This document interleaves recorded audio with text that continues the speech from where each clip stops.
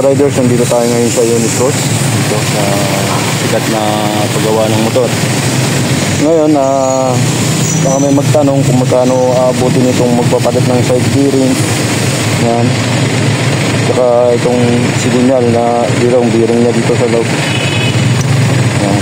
Tapos yung sa pag-rebore naman, magpaparibore tayo, tatanong rin natin kung magkano yung gastos pag nagpa-rebore, no? Saka nagpapalit ng ganito. So tingnan natin kung kasi alam ko maraming nagtatanong, maraming may gustong malaman kung magkano ang libor nagpapalit nito. So kasi Unicross,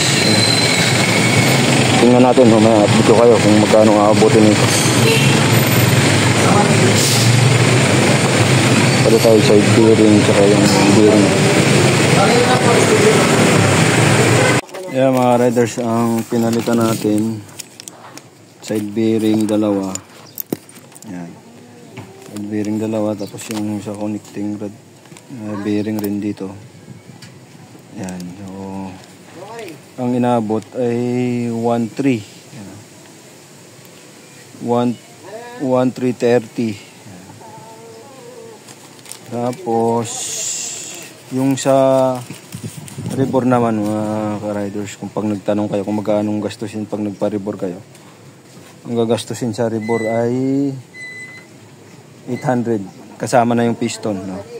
So yan, ang ginastos natin dito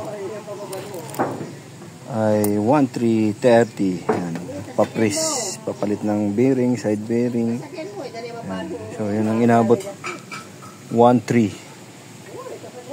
Yan, sa mga nagtatanong.